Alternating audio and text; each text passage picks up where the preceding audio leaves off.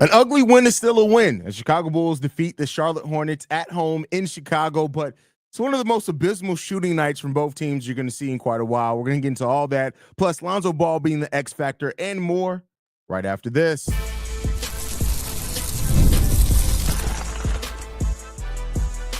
You are Locked On Bulls, your daily Chicago Bulls podcast. Part of the Locked On Podcast Network, your team every day. Thank you for tuning in to Locked On Bulls, member of the Locked On Podcast Network, where it's your team every single day. I'm Hayes, host and creator of Chicago Bulls Central and Chicago Bears Central YouTube pages and podcasts. And today's episode is brought to you by Robinhood. Robinhood Gold provides the privileges of high net worth for any net worth. These generous benefits are now available for only $5 a month. The new gold standard is here with Robinhood Gold. Sign up at Robinhood.com/gold. All right, Bulls fans, let's get into this win by the Chicago Bulls. And listen, at least we're here and able to talk about a win for our Chicago Bulls today. They defeat the Charlotte Hornets by 15 points at home at the United Center, a place where, 14 points if I can count correctly, a place where the Chicago Bulls haven't always performed the best this season at. The 4-9 at home so far this season. But this is a game in which, hey, everything was spread out, right? Mainly because nobody shot the ball overly effectively today. Ayo Dosunmu shot the ball pretty well today. So did Josh Giddey. But outside of that, it was a pretty rough go for just about everybody else shooting the ball wise tonight for the Chicago Bulls, but able to still get the victory despite shooting 39% from the field and 27% from three-point range, mainly because the Charlotte Hornets shot worse at 35% from the field and 17% from three-point range. So the Bulls are able to take advantage of that. They were without LaMelo Ball. The Bulls were without Nikola Vucevic in this game, Dalen Terry as well. So, in those type of things, you want your team to be able to take advantage. So, we'll see what happens, if the Bulls, how much they can improve on this, right? But overall, this was a solid win in which the Bulls played a little bit better defense. Now, I think also the Charlotte Hornets just shot the ball terribly, as both teams did. And at times, the Chicago Bulls team was forcing up bad shots, was something I really hope that the team works on to get corrected and get that underway to look like a more formidable offense.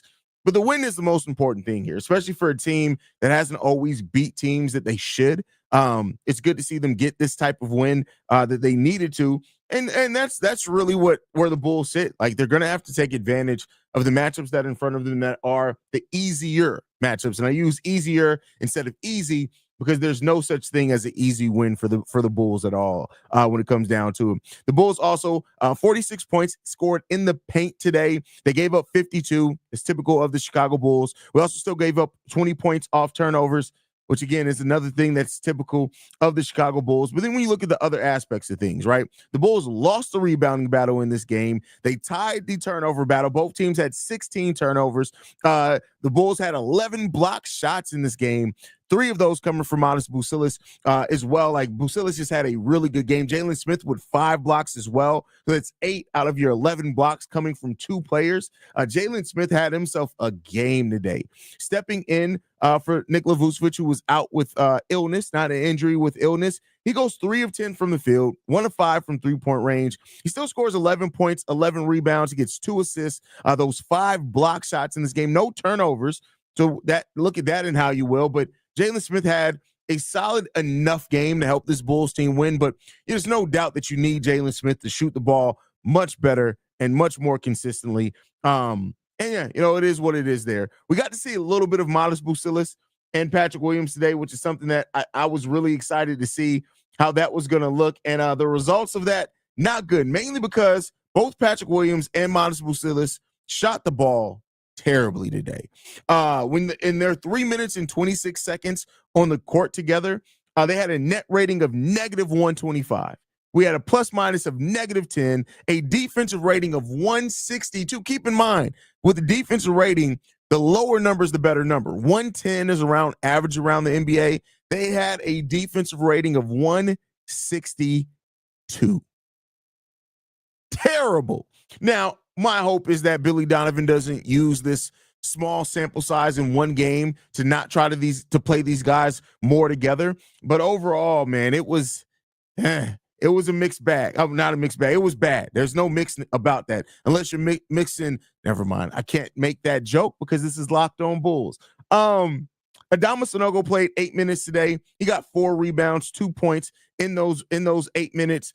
Billy Donovan really doesn't trust him a whole lot, but it is good to see Adama Sanogo get an opportunity to be out there and in that opportunity perform okay, right? He didn't do anything that was like this huge negative or sight for sore eyes or anything like that. Really, he didn't have a lot of minutes. And I mean, in 8 minutes, you can only do so much. You can only impress so much. And, so not really expecting him to look like a world beater out there with only 8 minutes given, but it's good to see him get some time out there to play.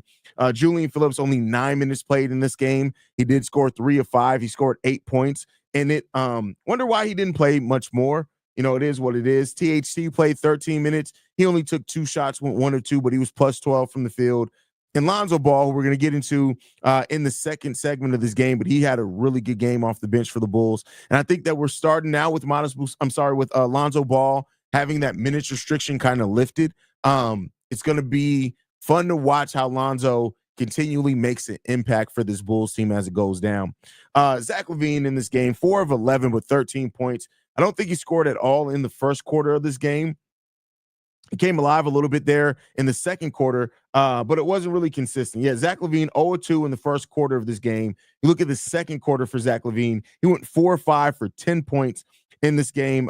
3 turnovers, though, in that second quarter. Then in the third quarter, Zach LaVine 0 for 2 again.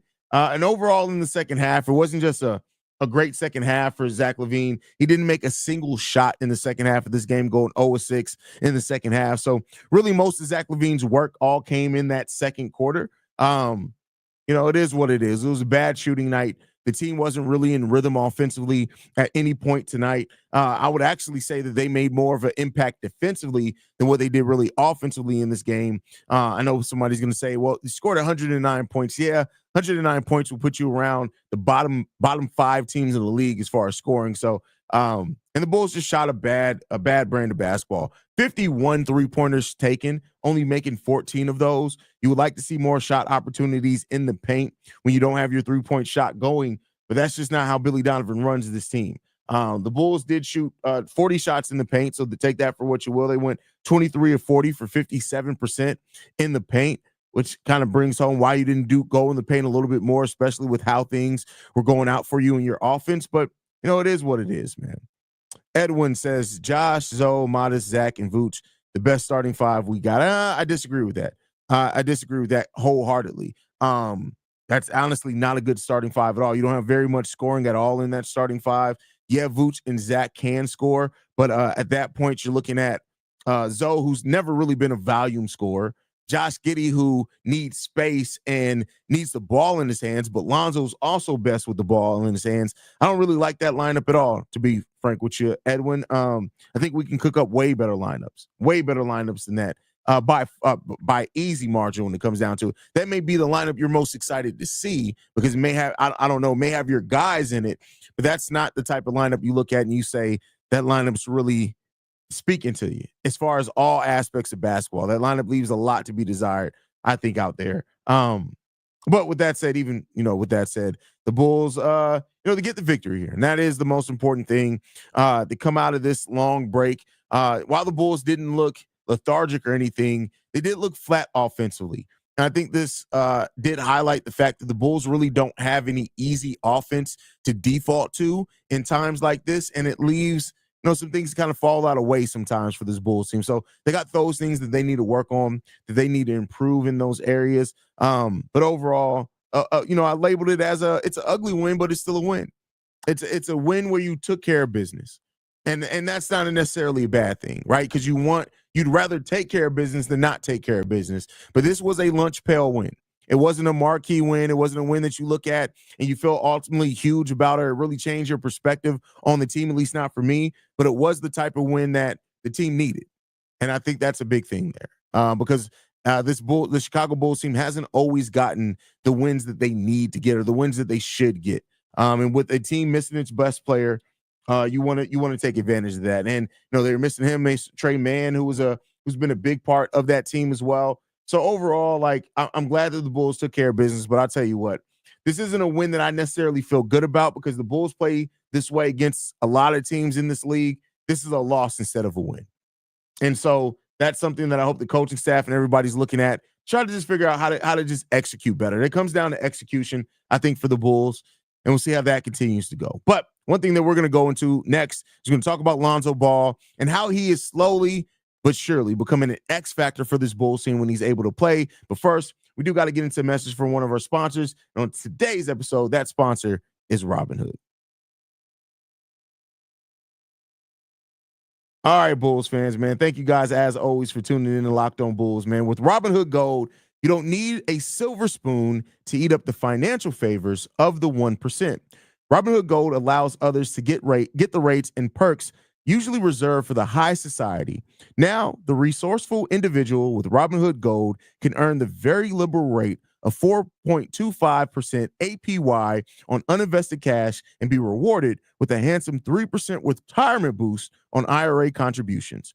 Robinhood Gold provides the privileges of the net worth for any net worth. These generous benefits are now available for only $5 a month. The new gold standard is here. With Robinhood Gold, sign up at robinhoodgold.com. That's, again, robinhoodgold.com/gold. Terms apply. For product-specific disclosures, visit robinhood.com/gold. Investing does involve risk, rate may change, and gold membership is offered by Robinhood Gold, LLC. More Locked On Bulls coming up next.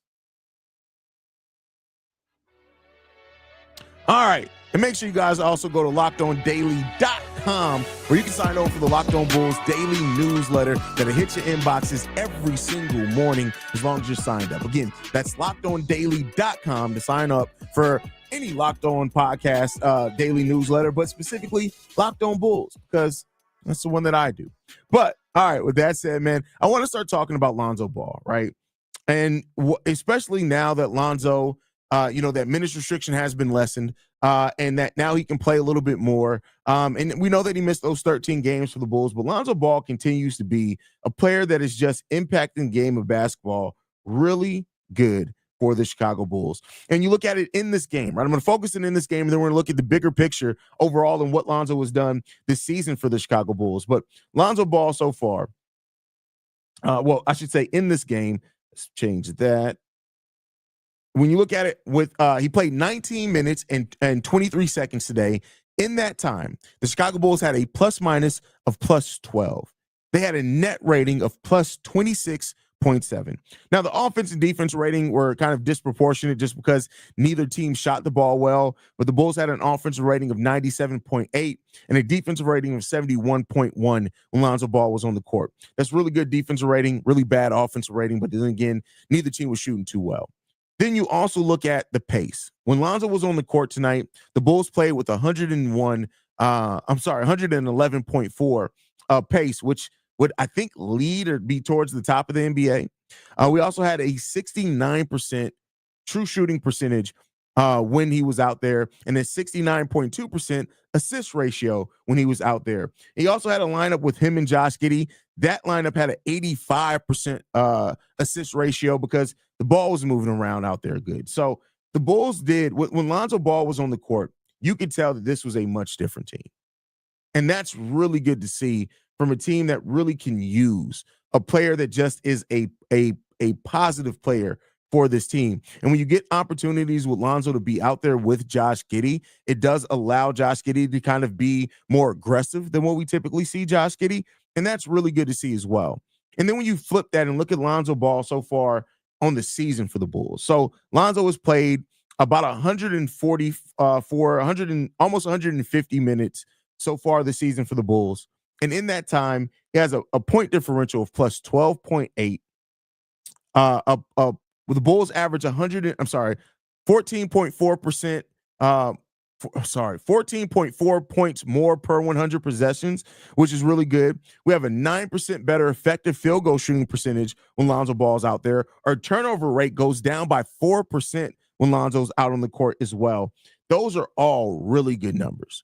Really, really good numbers that actually puts Lonzo Ball in the 98th percentile as far as points per 100 possessions added with there. Right now, with an advanced stat, Lonzo is looking at a estimated wins added of 29. Now, that's disproportionate because Lonzo hasn't played a whole lot of minutes nor a whole lot of games for the Chicago Bulls. But a player like Lonzo, who has been hurt so often, right? And you look at what Lonzo was before he went down with his injury, and he's having a similar impact. Now, it's lessened some because his role is different, and he's playing in a team with different goals that isn't necessarily such a strong team like that team was trying to be from top to bottom. But Lonzo is still Lonzo Ball. That's ultimately what to pull from all these numbers. Just to make it in lamest terms, Lonzo's having the impact that you expected Lonzo Ball to have. When you look at if somebody never told you that Lonzo had that injury and you fell asleep at Lonzo's last game and you woke up this game, right? I mean, the last game that he played before he went down with injury a couple of years ago to now, and you would say, hey, Lonzo looks good out there. He looks like Lonzo. Why isn't he playing? Why is he only playing 19 minutes? Why is he coming off the bench? Like, that's the question that you would ask. You wouldn't look at Lonzo and necessarily think this is a guy who's been out of basketball for almost 3 years, and he's having that major impact for the Bulls. Again, impacting the Bulls in every facet of the game, just making the offense so much easier for Lonzo.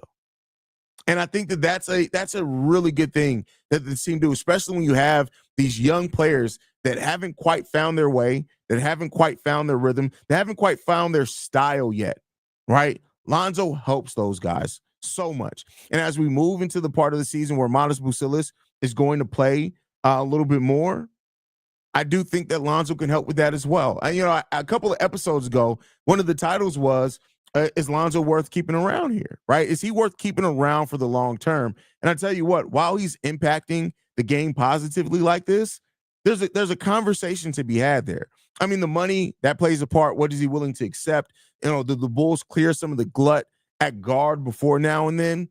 But I wouldn't necessarily be mad at the prospect of Lonzo Ball staying on this team. I would not. And I think that he can seamlessly fit in with just about any role that you need him to do. And also, in a way, like, Lonzo just makes the game easier for everybody. And you want players like that on your team. When you have players that are able to, just help everybody, just up what you expect, the expectations, the standard, whatever you want to call it. When you have players like that, it just makes so much easier on you from what you can expect from those guys. And so as this continues for Lonzo, we see if he's going to keep having the type of impact like this. It's going to be, and there's going to be two conversations that are had. There's going to be the conversation asking, all right, should the Bulls look to move Lonzo Ball, which was talked about at one point? Should they look to move him to take advantage of what could be out there for him? Should they look to re-sign him? Right, that's something really to happen there, and we'll see what happens. Let's see what we got here. Bacon Pancake 52 says, but Lonzo staying healthy is still a gamble. That facts. But that's why I had said that there is a money aspect to this, right? There's a cap on what you're willing to pay Lonzo Ball to stick around to your basketball team, I think. And you really have to look at that. So if Lonzo's willing to take, when we had that conversation, I was like, hey, maybe between $5, $6, $7 million. And I think at that point, Lonzo provides really good value at that number, even if it is a little bit of injury concern there, right? In a season where you're seeing injured and role players get upwards of $30 million, I think that'd be really good value for the Bulls. Do you think that Lonzo should start in some games, though? No, I don't think Lonzo should start in some games because he's still on a back-to-back restriction. He's still not playing back. You can't start a player like that. Now, whenever that back-to-back restriction, and even then, the some games, you don't want to start anybody some games. Either you're a starter or you're not. Either you lose your starting position or you don't. You don't want to get into using it like a bullpen and like this guy starts these games. Like, that's not how you build rhythm. That's not how you build the type of rhythm that's needed in a starting lineup when you already have guys that are really trying to still figure out new roles. So, no, I don't think you want to start anybody some games. Either they're a starter or they're not a starter. Now, of course, that changes with injuries and things like that.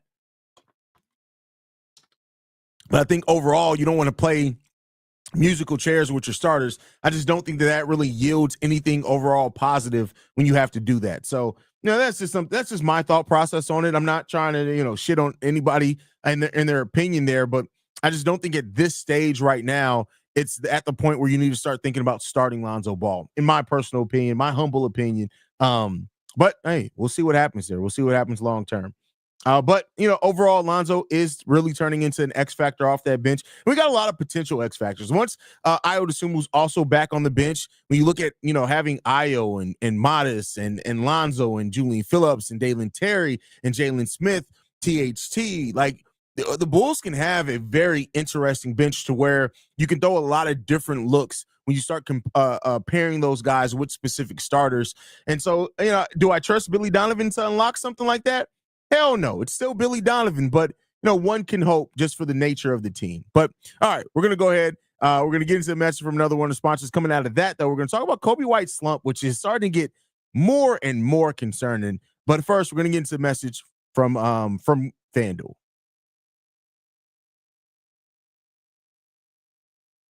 All right, Bulls fans, man. FanDuel, you already know. Get ready to tackle the NFL action with FanDuel, America's #1 sports book. Because right now, new customers can bet $5 and get $150 in bonus bets if you win.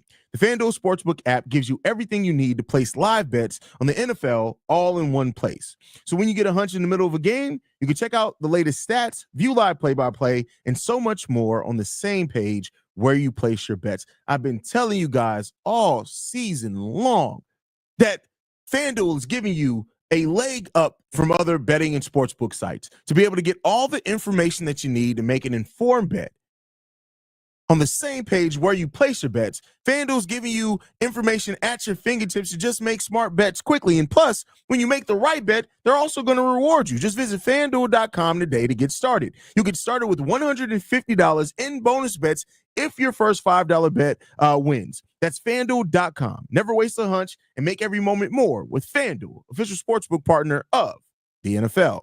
More Locked On Bulls coming up next. All right, Bulls fans. Hey, Bulls still did get a win. Don't let the tone and the mood and the idea and the breakdown fool you. They got the win, which is really exciting. Because one thing that's not been exciting for the Chicago Bulls team lately is the play of Coby White. Coby White.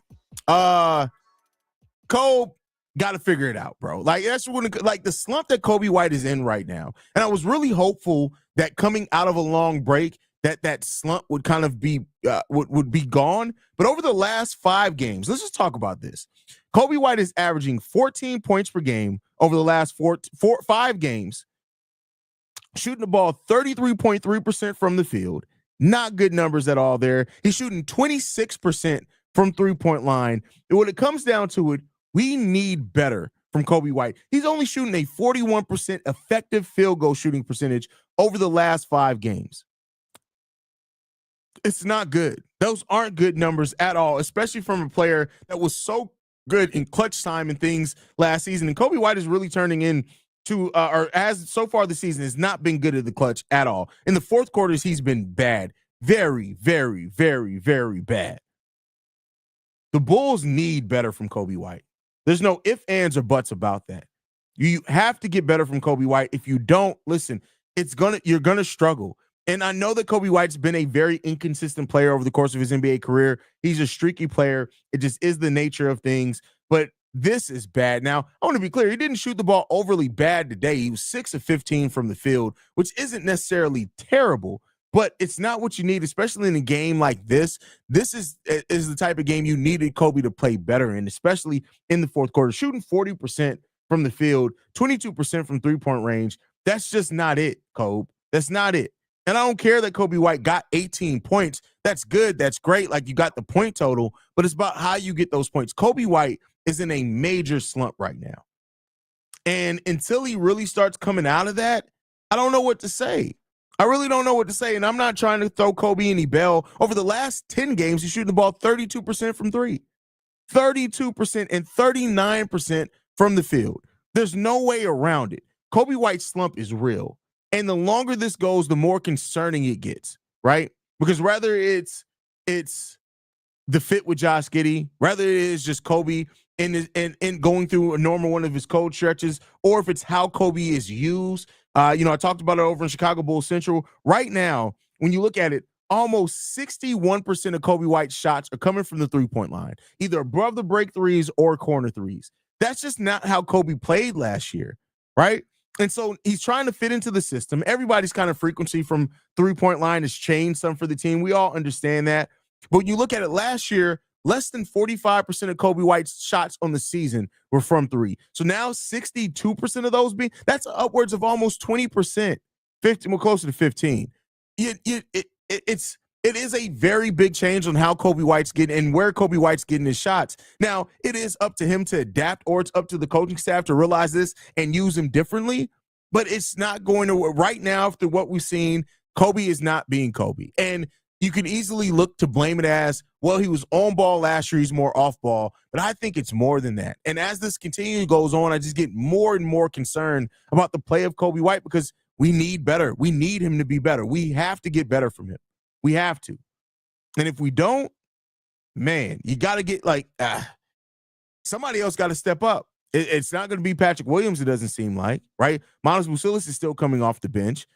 And this kind of heightens that conversation that Bulls fans are having around this team, to where people talk about it like, hey, you may have to insert Ayo Dosunmu here for one of these guards, and either Coby or Giddey, to just make it make more sense.